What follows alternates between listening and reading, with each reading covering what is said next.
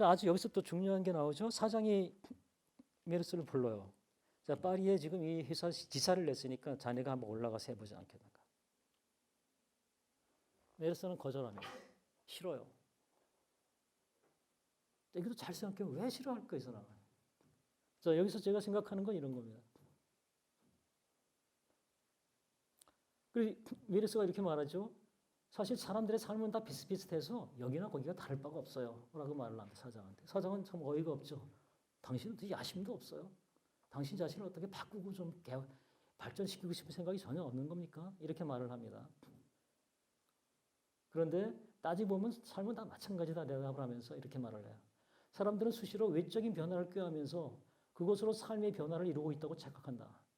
정작 자기 자신은 조금도 변하지 않으면서 주변 환경을 바꾸는데 급급하는 것이다.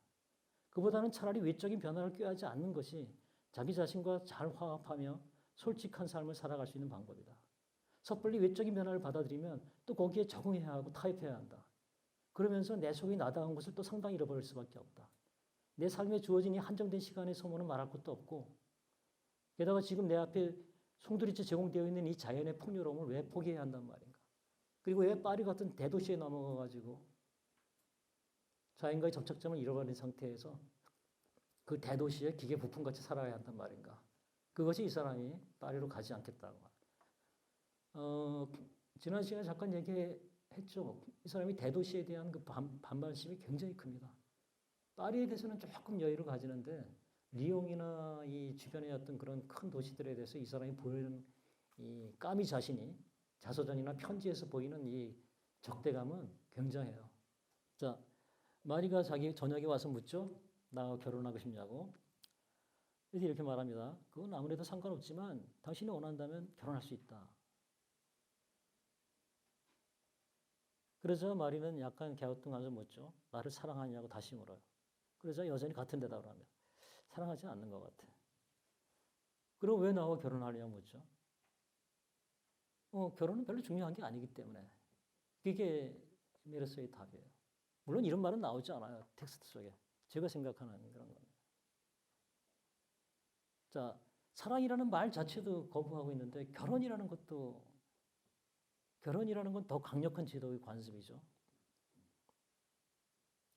그러니까 결혼이라는 것도 그다지 바람직한 게 아니에요. 그런데 이 사람은 이제 마리에 대해서 어떤 깊은 공감을 하고 있습니다. 마리라는 존재에. 그래서 결혼이라는 제도가 내키지 않는 일이긴 하지만 이것이 저 여인을 행복하게 해줄 수 있다면 할 수 있다라고 생각합니다. 자, 뭡니까 이게? 선택이에요. 선택하기 때문에 결혼이 의미가 있어지는 겁니다. 이 사람한테. 애인을 위해서 나를 희생하기 위해서 어느 정도는 희생을 한다는 의미에서 결혼을 하겠단 말이죠. 그게 아니라 사랑하니까 결혼해야 한다. 못 참아요. 까미 자신이 작가 노트 같은 데서 작가 수첩에서 계속합니다. 결혼에 조금이라도 의무적인 게 들어가면 안 된다. 사랑해. 왜 사랑을 한 사람만 사랑해서 깊이 사랑하는 것만 의미가 있고 수없이 많은 여자들과 사랑을 하는 것은 왜 나쁘단 말인가. 심지어 이 사람 말은 그렇습니다. 한 사람에게 빠지는 것말로 집착이고 자기 암시다. 이 세상에 가능한 많은 사랑들을 해가지고 세상이 우리에게 베풀어줄 수 있는 모든 특혜를 누린 다음에 그러면서 사랑에 대해서 삶에 대해서 결혼에 대해서 생각해 보는 것이야말로 옳지 않은가 생각을 합니다. 그래서 굉장히 그 돈 후안이나 이런 우리가 알고 있는 카사노바나 이런 인물들을 굉장히 의미적으로 재평가하는 것이 까미죠. 마리가 그런 말을 해요. 이런 말은 재밌어요. 당신은 참 이상한 사람이어서 그래서 나는 당신을 사랑하지만 그런데 내가 언젠가는 바로 그 당신의 그 이상한 면 때문에 당신을 싫어하게 될 것이다. 라고 말을 합니다. 자, 그래서 아직은 말이라는 사람이 이 메르소의 어떤 그런 의식의 동반자인 어떤 그런 모습에서 흔들리고 있죠.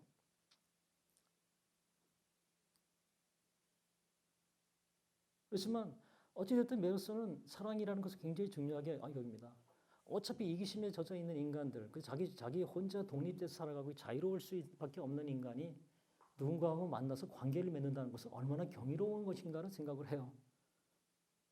자, 중요한 건 그런 거죠. 사랑이나 결혼을 싫어하는 게 아니라 그런 것이 가지고 있는 외부적이고 억압적인 것을 싫어하는 것이고 그것이 가지고 있는 근본적인 신성한 의미, 신성한 뜻에 대해서는 당연히 메르소도 거부하지 않습니다. 메르소는 절대 괴물이 아니에요. 이런 선한 의지를 가지고 모든 것에 대해서 근원주의적인 생각을 하려고 하는 사람이죠. 그리고 식당에 갔을 때 이제 한 이상한 여자를 보게 돼요. 사실 이 작품은 제가 학생들하고도 이제 같이 강독을 좀 해보고 그러는데 잘 이해가 안 된다는 겁니다. 이 여자의 존재가.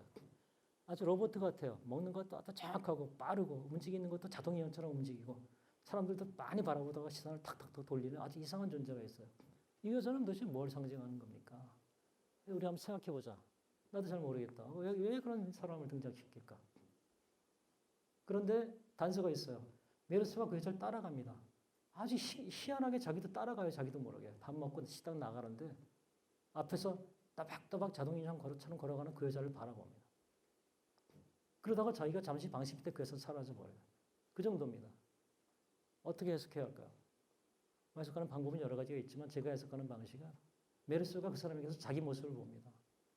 인간들이 관습적으로, 제도적으로 움직이는 내가 아무리 그런 사람들하고 해서 거리를 두려고 하지만 내 몸의 행동이나 내 생각 또한 저 여자하고 다를 게 없다라는 인식을 하죠.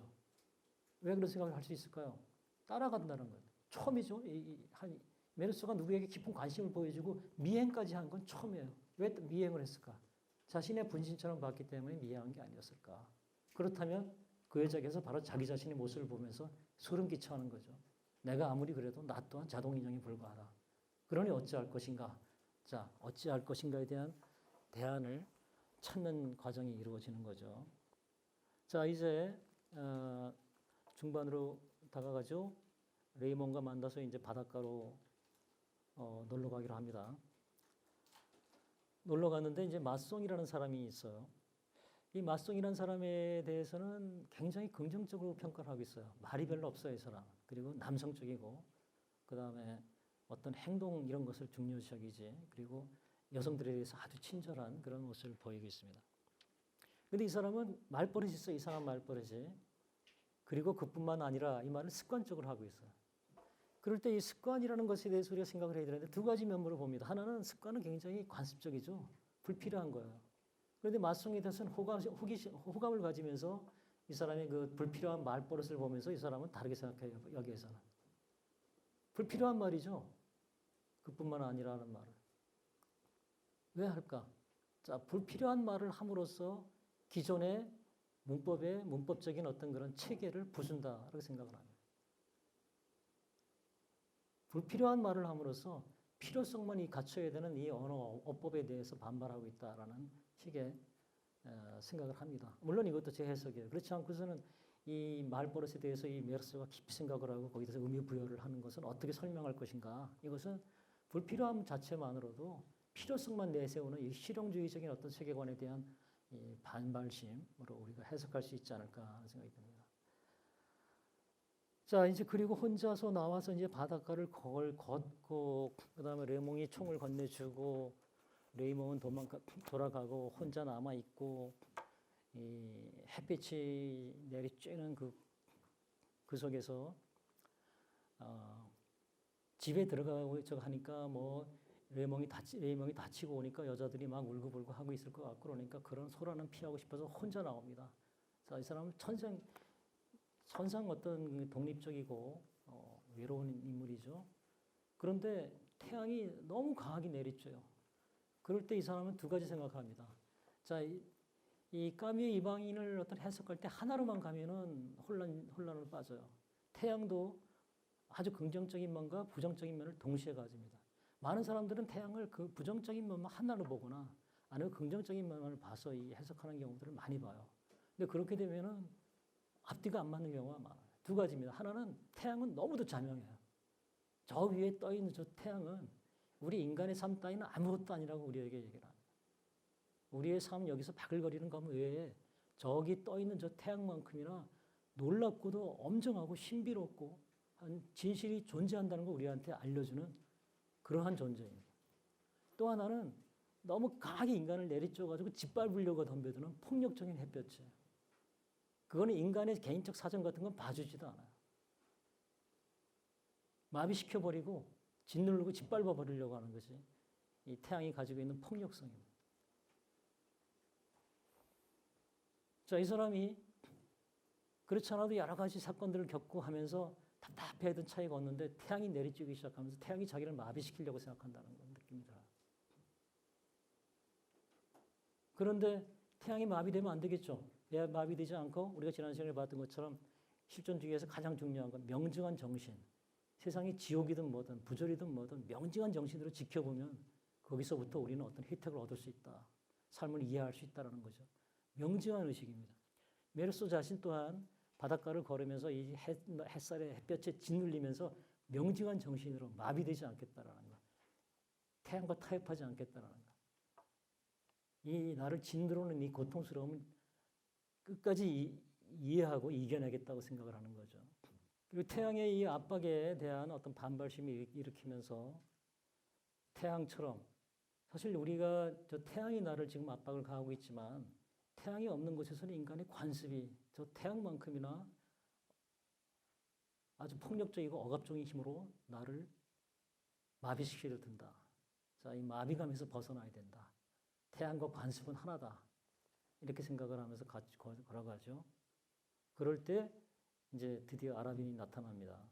그리고 그가 자, 피리를 불고 있고 자, 바다는 아주 새파랗게 펼쳐져 있고 태양은 뜨겁게 내리쬐고 있고 그가 보는 어떤 피리 소리도 나를 마비시키려고 그러고 바다도 아무 변함이 없이 나와 대면하고 있고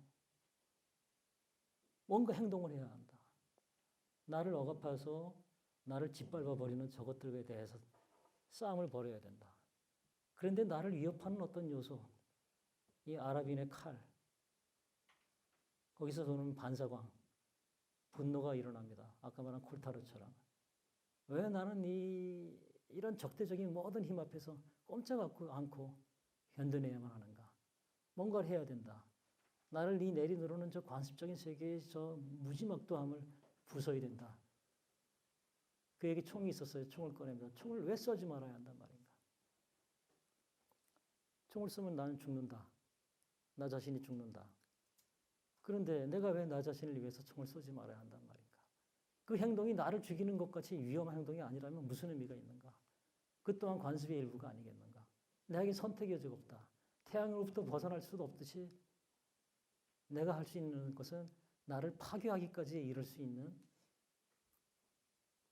저 관습에 대한 강력한 반항이다. 그리고 총을 쏩니다. 총을 쏘고 한 방을 쏘고 또 있다가 네 방, 다섯 방을 계속 쏘죠. 총을 쏘는 것을 나는 선택했다. 아까의 선택의 개념입니다. 나는 총을 네 발 더 쏘는 것을 선택했다. 다만 그렇게 선택한 것일 뿐 다른 이유는 없었다. 그리고 시체에 총알을 계속 박아넣는 그 비인간적인 선택을 통해 나는 내 속에서 아직도 뭔가 망설이게 하고 순응하게 하는 마지막 벽을 허물어버리려 한 것이었다. 나는 비합리와 부조리에 나 자신을 맡겨버렸다. 그리하여 돌아갈 길을 스스로 끊어버렸다. 나는 내 반항심을 본능적으로 밀고 나갔다. 이렇게 생각을 하는 겁니다. 자, 자신의 행동이 그렇게 위험하면서도 극단적인 선택이었다 한다면 돌아갈 길을 끊어버리는 것. 다시 네 방을 더 쏜 이유는 돌아갈 길을 끊어버린 게 아니었는가. 저는 그렇게 해석을 합니다. 물론 이 부분도 제 해석이에요. 자, 이제 드디어 감옥에 갇힙니다. 자, 변호사를 만나고 검사를 만나고 그런데 처음부터 얘기가 나오는 거는 엄마의 장례식 때 왜 슬퍼하지 않았느냐. 너무 슬퍼서 감정이 복받쳤느냐. 이렇게 묻죠. 아니, 나는 그냥 자연스럽게 행동했을 뿐이야. 라고 말을 하죠. 거기에 놀랍니다. 총을 쏘는데 왜 네 발을 더 쐈냐? 별로 중요한 거 아니고 그냥 그러고 싶었다. 그런데 왜 쐈느냐고 자꾸 물어봐. 이 사람 당신들은 인과관계를 굉장히 중요시 여기는데 나한테 인과관계 같은 건 없다. 나한테는. 그 순간순간의 선택이 있을 뿐이지 선택과 선택이 연결되지 않는다. 그래서 생각하죠. 아, 근데 거기 대답을 찾았어야 말을 했어야 되는구나. 이 사람은 지금 연극 무대에 연극을 벌이고 있고 난 거기 대답을 하는 것이 지금 이 내가 주어진 배우로서의 역인데 그걸 안 하고 있구나. 이거 안 하면 좀 큰일 날 수도 있겠구나라는 생각을 하죠. 자, 거짓말을 해야 하는 겁니다. 자기가 진실을 말하면 안 돼요. 이 연극 무대에 올라와 있으면 연출가가 시키는 대로 해야 되죠. 연출가가 시키지 않고 자기 마음대로 하면 어떻게 됩니까? 무대에 쫓겨나죠. 쫓겨나는 건 죽음이고. 근데 이 사람 여기서 멋진 말을 해요. 거짓말이라는 것은 없는 말을 하는 게 아니지. 사실을 속이는 것만이 아니라 없는 말을 하는 것도 거짓말이다. 지나치게 많은 말을 하는 것도 거짓말이다라고. 이제 이 부분은 까미의 어떤 성격을 이해하는데 굉장히 중요한 그런 말입니다. 자, 그러면서 이제 이 검사는 철저한 기독교 신자죠. 이 사람이 이제 회개하라고 막 십자가를 내밀고 그럽니다. 거기서 이제 이 사람은 생각하죠. 유명한 말이 이제 이 종교에 대해서 반박하는 그 시스포스 신화에 나오는 얘기죠. 사람은 이 힘겹고 이해할 수 없는 이 부조리함이 두려워서 도피하기 위해서 자살을 한단 말이에요. 그런데 실제로 죽는 사람들도 있겠지만 그보다는 살은 상태로 자살을 하는 사람이 있다. 그게 뭐냐면 형이상학적인 자살로 종교나 철학에 기대하는 것이다. 그래서 삶을 설명해 버리려는 거죠. 그런데 그것은 우리가 살아가는 진실과는 무관하게 만들어진 또 다른 체계일 뿐이지, 인간적인 체계일 뿐이지 그거는 진실이 아니다. 그렇기 때문에 종교에 귀의하는 것은 자살이다. 이렇게 말을 하고 철학도 중요한 게 아니다.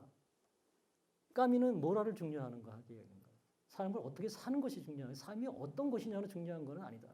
그건 이해할 수 없단 말이지. 까미, 사르트르는 내가 아무리 그렇게 많은 말을 해도 삶이 무엇인지 설명할 수 없다는 말이야. 그러니까 철학이 중요한 게 아니라 이해할 수 있는 세상에서 어떻게 살아야 하는 모랄이 중요하단 말이지.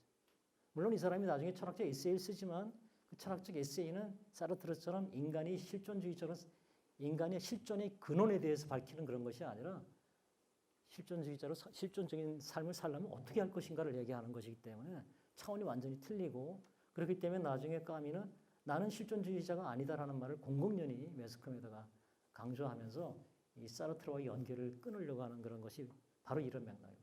철학 체계에 들어가 버리는 것은 있는 그대로의 삶 자체의 어떤 맥락을 놓치는 것이다라고 강력하게 주장을 하는 거죠. 마침내 이제 재판이 시작되고,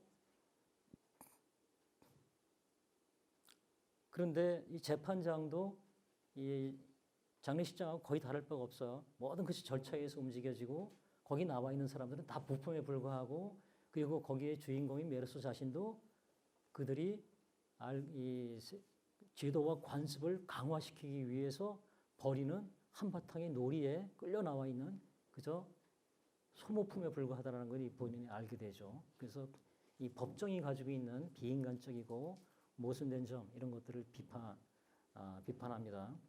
그리고 이제 증인들의 증언들 쭉 들으면서 인간들과의 관계에 대해서 얘기를 하고, 그러나 여기서도 이제 꿋꿋해지죠. 중요한 말, 지난 시간에 한 얘기지만 다시 반복하자면 삶은 비극적일 뿐이지 절망적이지는 않다. 이 말을 생각을 합니다. 근데 까미가 사용하고 있는 중요한 어떤 그런 이미지적 메타포 중에 뭐가 있냐면, 삶이 얼마나 부조리한지 상대방을 이해하기 어려운 것은, 우리가 요즘에 그런 게 뭐 사라졌지만 이제 전화 부스 있죠. 전화 부스, 유리 칸막이 속에 들어가서 누가 막 대화를 하는 겁니다. 그런데 이제 격렬하게 말할 때 막 몸짓도 하고 그러잖아요. 근데 밖에서 그걸 누가 보고 있어 보세요. 이해할 수 없는 전혀 몸짓의 상황이 벌어지는 겁니다. 인간과 인간 사이엔 그런 단절이 있다까지 말을 하거든요. 간유리 넘어, 전화 부스 넘어, 이런 어떤 이미지들이 이 까미의 이 문학이나 철학에 굉장히 중요한 관건으로 나오고 있어요. 그 심지어 이 사람들이, 변호사는 막 이 사람이 흥분해가지고 나중에는 메르소가 되는 거예요, 이 사람이. 그때 말입니다. 나는 어머니를 밖에서 자기를 나라고 불러요. 그리고 검사는 저 사람은 하면서 절대 한 번도 메르소를 쳐다보지도 않습니다. 그 메르소는 거기서 정말 우스운 거예요. 자기가 나도 아닌 게 저기라고 부르고 나를 막 지칭하면서 나를 한 번도 바라보지도 않고, 야, 이게 무슨 꼴들이냐, 이제 그렇게 생각을 하는 거죠. 자, 그래서 이제 사형 선고가 내려지고 드디어 저들은 나를 괴물로 귀착시키고 나를 자기들의 삶에서 추방하기로 결정을 했다. 자, 여기서 메르소는 달리 생각해요. 저들은 두려운 거야. 자기들 속에 나 같은 사람이 존재하는 게 있다는 것이 두렵다.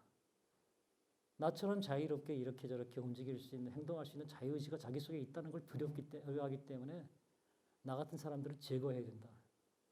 제거하지 않고 살려주면 자기 속에도 그게 나오게 되면 자기 또한 세상으로부터 이방인이 된다. 나를 제거해야 자기는 세상 속에서 잘 살아간다. 나를 자기들의 이방인으로 쳐서 처리해서 쫓아내면 그들은 안전해진다. 그런데 어떤 일이 벌어지는가? 나는 너희들로부터 이방인이 됐다. 그런데 나는 결코 나 자신으로부터 이방인이 되지 않았다. 나는 죽음에 이르더라도 결국 나를 지켰다. 나는 나에게 이방인이 아니다. 그런데 당신들은 나를 죽임으로써 당신들 속에 있는 가능성을 죽임으로써 당신들은 당신들로부터 이방인이 됐고 세상으로부터는 안전해졌다. 물론 이것도 까미가 직접 한 말은 아니에요. 신부가 찾아올 때도 마찬가지죠. 신부가 말을 하는 겁니다. 자, 신을 믿어라. 신에게 고해성사를 하라. 나는 신을 믿지 않습니다. 라고 말을 하니까 사람들은 자기가 확신하고 있다고 하지만 사실은 그 확신이 잘못된 것일 수가 있다. 이렇게 말을 합니다. 메르스가 뭐라 그럴까요? 아니 당신도 신을 믿는다고 확신하는데 그것도 잘못될 수 있지 않느냐. 그러면 당신은 당신 길로 가고 나는 내 길로 간다. 당신 또한 나를 나로부터 떼어내려고 하는데 안 된다. 나는 나다. 그리고 여기서 거의 처음으로 격렬한 분노를 표하면서 아우성을 치면서 살아생전 처음으로 공격적인 태도를 보이면서 이 신부에게 덤벼들고 신부를 쫓아내면서 당신이야말로 죽어있는 사람이다. 지금 살아있는데 급급해가지고 살아있게 해주는 상식적인 것에 모든 걸 걸고 있는 당신은 죽은 사람이고 나는 죽음까지 불사하면서 곧 다가올 죽음 앞에 당당하게 서 있는 나야말로 살아있는 사람이다. 그때까지만이라도. 그래서 나는 곧 죽겠지만 그래도 이 순간은 당신보다 철두철미하게 살아있다. 당신은 나보다 조금 덜 살겠지만 여전히 반쯤 죽은 상태로 살 것이다. 어느 것이 더 가치 있는 삶인가 이렇게 말을 합니다. 그러면 생각하죠. 아, 나를 불행하게 한 건 결코 나의 사고방식이 아니라 타인들의 사고방식이구나. 나는 나 자신대로 정확하게 해석하고 사유하고 살아왔는데 사람들의 사고방식이 나를 계속 궁지로 몰아넣어서 결국 이렇게까지 나를 만들었구나. 내가 감옥에 들어오지 않았으면 어땠을까? 큰일 날 뻔했다. 모르고 죽었겠다. 이런 사실을. 감옥에 들어오고 내가 결국 태양 때문에 사람을 죽이는 어처구니 없는 그런 반항 행위를 한 것이 그 반항이 나의 육체적인 생명을 끊을지 몰라도 나의 인식은 영원하게 해주는구나 깨닫게 되면서 자기가 선택한 아람인을 총으로 쏜 그 선택에 대해서 스스로 자부심을 느끼죠. 내가 처형당하는 날 가능한 많은 경기들을 와줬으면 좋겠다라는 걸 어떻게 해석할까요? 여기서 많은 암시적으로 보여주는 글들에 따르면 저기 가면 나도 강해진다. 니체가 한 말, 나를 죽이지만 않을 정도라면 그것은 나를 강하게 해준다. 한둘이 와서 아우성되는 건 재미가 없단 말이에요. 더 강력한 적들이 와서 나한테 아우성을 치고 나를 공격한다면 내 속에 있는 자존심과 내 속에 있는 정체성과 내가 깨달은 인식의 폭은 더 활활 타오를 것이다. 너희들 앞에 주눅들지 않는다. 더 와서 지저대라. 나는 내가 성취한 것에 대한 더 큰 기쁨과 자부심을 가지고 죽을 것이다. 그러니 부디 더 많이 와서 나를 야유하고 나에게 폭언을 던져달라라고 말을 하는 거죠. 이 문장을 마지막으로 끝내겠습니다. 이제 나는 그 진실과 정확히 대면하여 희망찬 반항을 벌이고 있다. 적이 강하면 강할수록 내 반항의 의미도 더 커진다. 저들이 함성이 귀를 찢는 야유가 되어 나를 에워쌀 때 나는 이제 덜 외롭고 나 자신과 더 합일된 하나가 될 것이다. 그 순간을 담담하게 기다리고 있는 지금 마침내 모든 게 완성되었다. 라고 제가 글을 마무리 지었습니다. 네, 여러분들 긴 시간 수고 많으셨습니다. 감사합니다.